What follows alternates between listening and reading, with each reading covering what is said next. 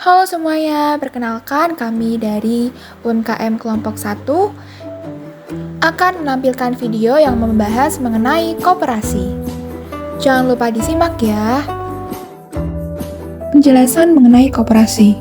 Menurut Undang-Undang Nomor 25 Tahun 1992, koperasi dapat diartikan sebagai sebuah badan usaha yang beranggotakan sekumpulan orang yang kegiatannya berlandaskan prinsip koperasi sekaligus sebagai gerakan ekonomi kerakyatan yang berasaskan kekeluargaan. Prinsip koperasi. Setiap organisasi tentu memiliki nilai yang harus dijunjung bersama-sama. Nilai tersebut dinamakan dengan prinsip. Begitu juga dengan koperasi.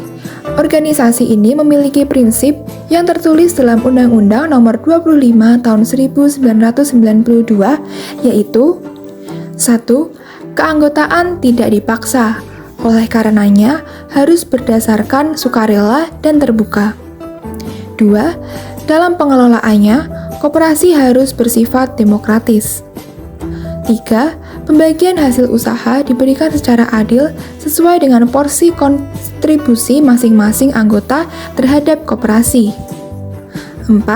Pemberian balas jasa terhadap pemberian modal sesuai dengan jumlah modal yang diberikan. 5. Mengutamakan kemandirian. Asas koperasi.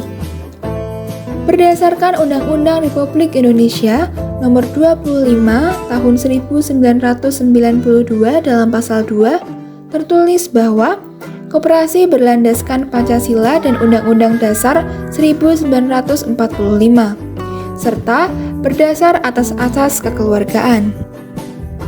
Asas kekeluargaan memiliki arti bahwa dalam menjalankan kegiatannya, anggota koperasi harus memiliki sikap saling tolong-menolong dan adanya rasa kesetiakawanan.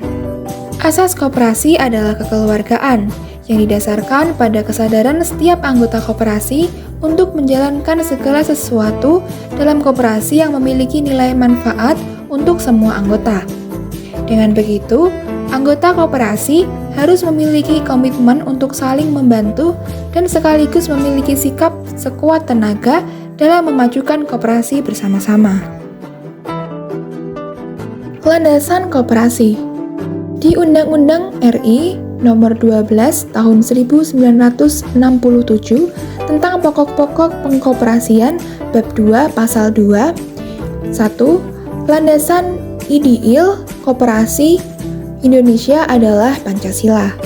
2. Landasan strukturil koperasi Indonesia adalah Undang-Undang Dasar 1945 dan landasan geraknya adalah pasal 33 ayat 1 Undang-Undang Dasar Republik Indonesia beserta penjelasannya. 3. Landasan mental koperasi Indonesia adalah setia kawan dan kesadaran berpribadi. Tujuan koperasi. Didirikannya koperasi tentu memiliki tujuan, khususnya untuk kepentingan seluruh anggotanya. Berikut adalah tujuan koperasi. 1. Membangun dan mengembangkan potensi anggotanya guna meningkatkan kesejahteraan sosial dan ekonomi. 2. Memperkuat ketahanan ekonomi kerakyatan.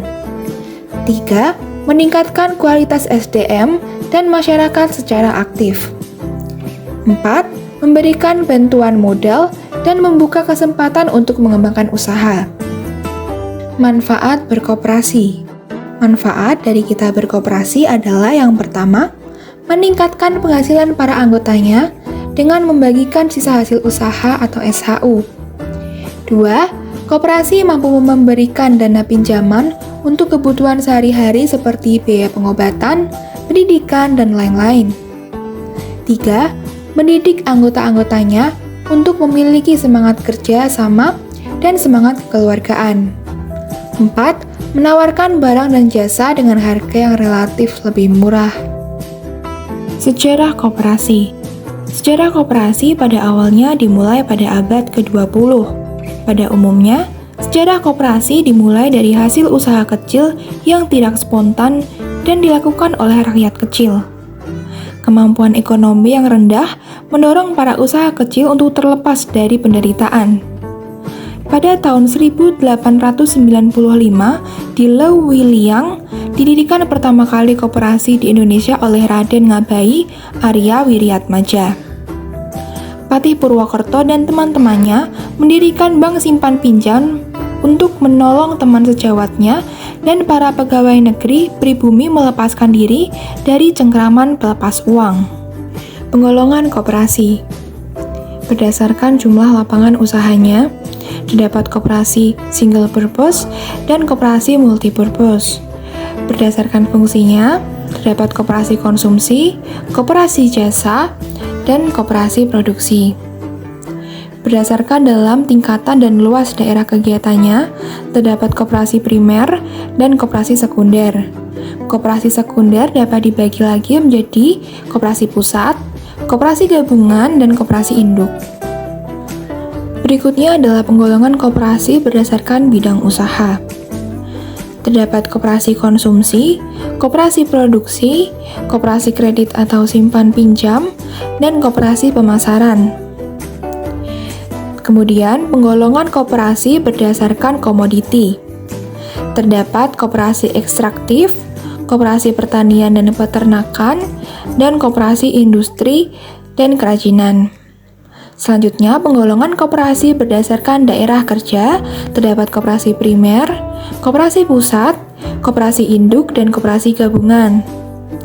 Selanjutnya, penggolongan koperasi berdasarkan profesi anggota, terdapat A. Kopkar atau koperasi karyawan, B. KP atau koperasi pegawai, C. Kopat atau koperasi angkatan darat, D. Kopma atau koperasi mahasiswa, E.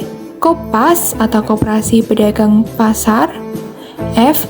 Koferi atau koperasi veteran RI, dan G. Koperasi nelayan. Perbedaan antara badan usaha koperasi dengan badan usaha lainnya. Yang pertama terdapat dalam dasar pendirian dan tujuan.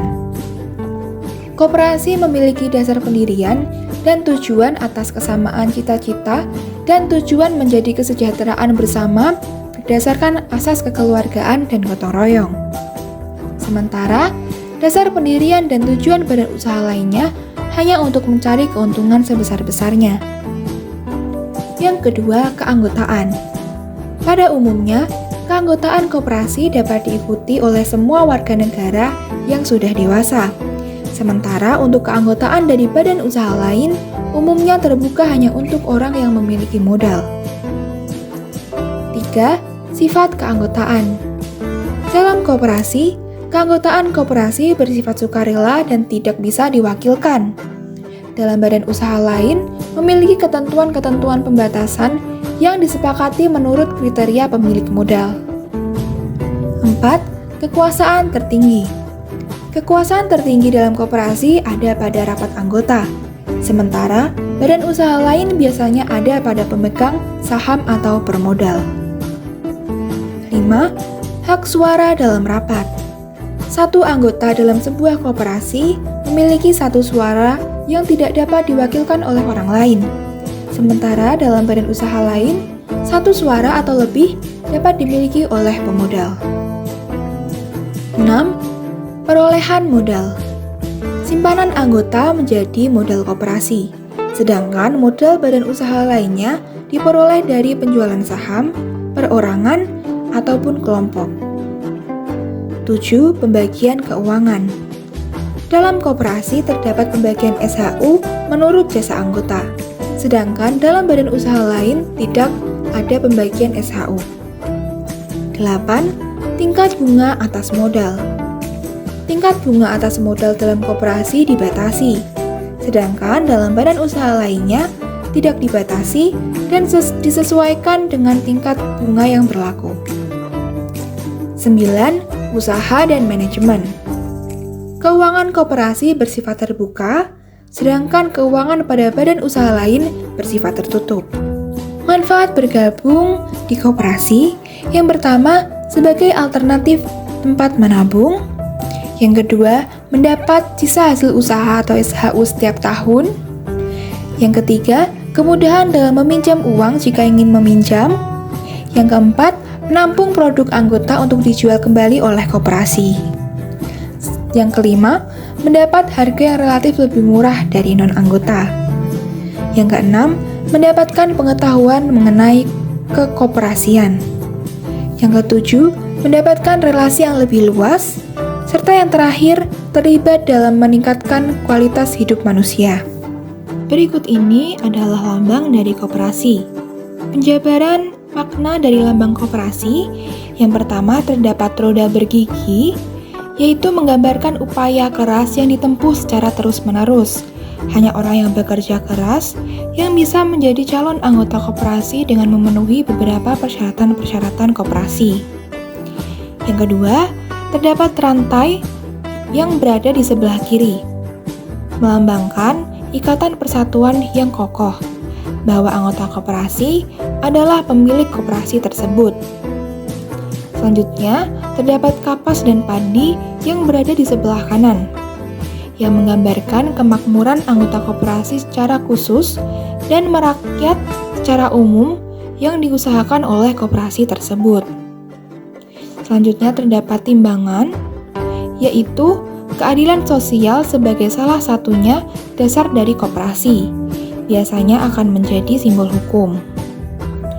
Selanjutnya terdapat bintang dalam perisai yang melambangkan merupakan landasan ideal dari koperasi tersendiri, bahwa anggota koperasi yang baik adalah yang mempercantik nilai-nilai keyakinan dan kepercayaan yang mendengarkan suara hatinya. Selanjutnya terdapat pohon beringin yang melambangkan timbangan dan bintang dalam perisai menjadi nilai hidup yang harus dijunjung tinggi. Selanjutnya terdapat Koperasi Indonesia, menandakan bahwa koperasi yang dimaksudkan merupakan koperasi dari rakyat Indonesia. Selanjutnya, terdapat warna merah dan putih, yaitu background menggambarkan sifat-sifat nasionalisme negara kerakyatan Republik Indonesia itu sendiri. Sekian video dari kami. Jika ada kritik dan sarannya dipersilahkan. Spesial terima kasih dari kami, UMKM Kelompok 1 yang beranggotakan Anang Nur Makruf dengan NIM 228042440053 yang bertugas sebagai pencari materi, Mailina Fitriani dengan NIM 228042410030 yang bertugas sebagai pencari materi, Hanifah Al-Hafiz dengan NIM 228042410043 yang bertugas sebagai pencari materi, Safa Della Malika Putri dengan NIM 228042410016 yang bertugas mencari materi dan voice over, dan Anas dengan NIM 228042410044 yang bertugas sebagai desain dan editor. Sekian, terima kasih.